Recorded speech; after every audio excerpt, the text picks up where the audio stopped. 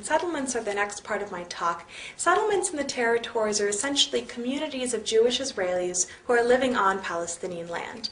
And they may be sort of villages, towns, cities. Here's a rather large one near Bethlehem and Jerusalem. And again, all of this land here is Palestinian land. It belongs to the Palestinians. It's internationally recognized as Palestinian land. And yet there's this city that's been built on top of it that is exclusively for Jewish Israelis.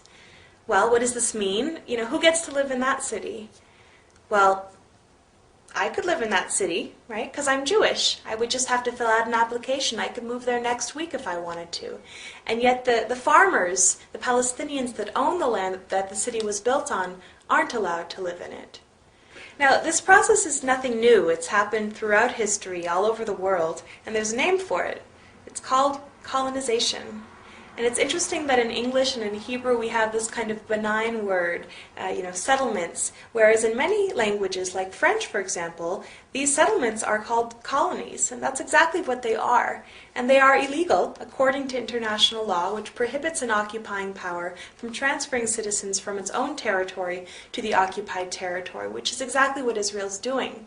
Instead of working against the system, though, Israel actually promotes it, as you can see in this photograph, which shows a billboard on an Israeli-only road in the Palestinian territories, and it basically says, it's in Hebrew, it says, "Now more than ever," and underneath it says, basically, if you come to our community, to Ariel, which is a settlement, if you come to live in Ariel, you will be rewarded with 100,000 Israeli shekels. That's more than 20,000 US dollars. In other words, the Israeli government is actually paying its own citizens to move from Israel proper to the occupied territories to become part of the illegal occupying population. And what's particularly interesting to me about this billboard is who is it targeting? Who are going to be the Israelis who uproot their families to go live on this foreign land because it's cheaper to do so? Is it going to be well-off, wealthy, established Israeli families? No, they want to live in Tel Aviv.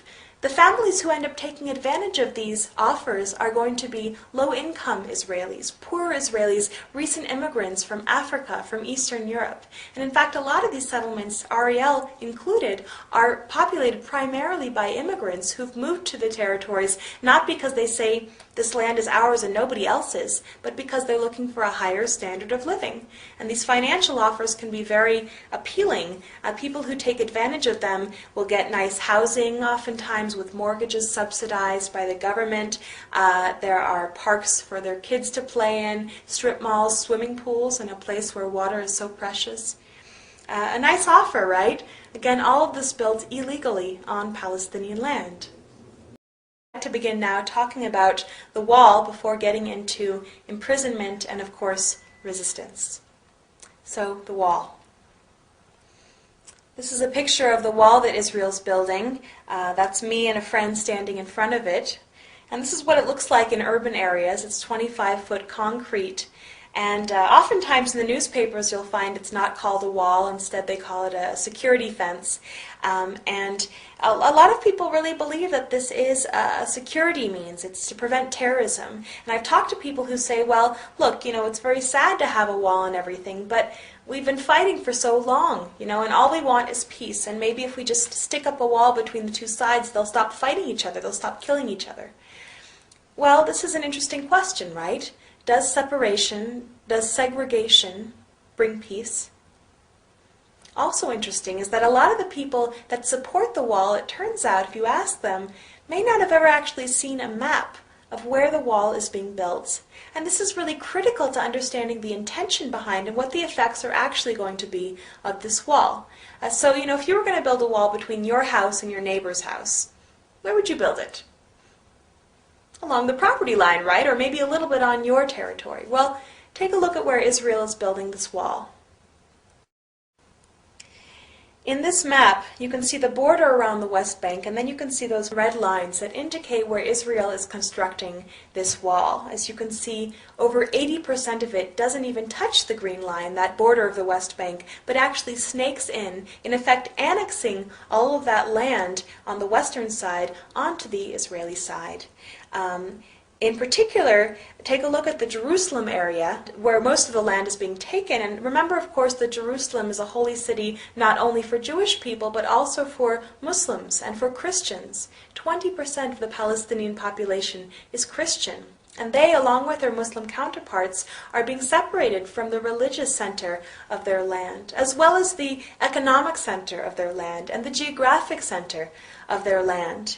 The entire eastern third of the West Bank was going to be cut off with the wall, and now instead of building a wall, they've decided to line that eastern third with checkpoints so that Palestinians, for the most part, can't even access that part of the West Bank. So what's happened is that it's been chopped up. The West Bank has been chopped up into little sections. And here is a series of 4 maps that really show over time what has happened. And I think that they really tell the story well. The first map represents, with the green, the amount of land that was owned by Palestinians in 1946, and that's 92% of the land, whereas Jews owned 8% of the land. Then in 1947, the UN Resolution 181 offered Jews 54% of the land and Palestinians 46% of the land. By the end of the 1948 war, when Israel was declared a state, the Jewish Zionist forces had actually acquired 78% of the land, leaving the Palestinians with 22% of the land in the West Bank and Gaza. And finally now, in 2006, you can see what that land has come to, a series of smaller sort of enclaves and islands.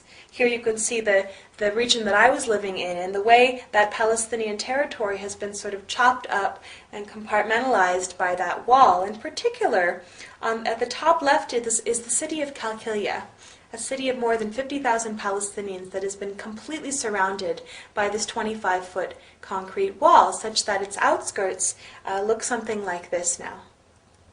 These are the sniper towers, razor wire, and concrete wall around the Qalqilia city, also known as the Qalqilia ghetto now, or an open-air prison even. And very interesting is that as a person of privilege in this part of the world, as an American, as a Jewish person, as a white person, I was actually able to see this wall from both sides of it. So here are photographs of the Qalqilia wall from the city of Qalqilia, the Palestinian side.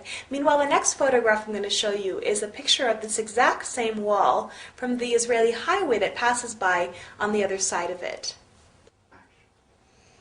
And I think this is very interesting.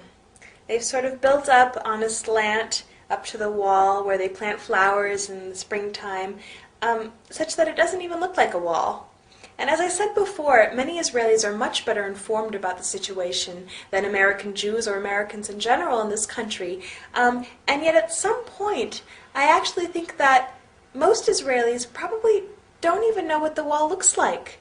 Where it's being built, what it's doing to Palestinian farmers and families. And this, to me, is almost a kind of censorship, preventing that message from getting across.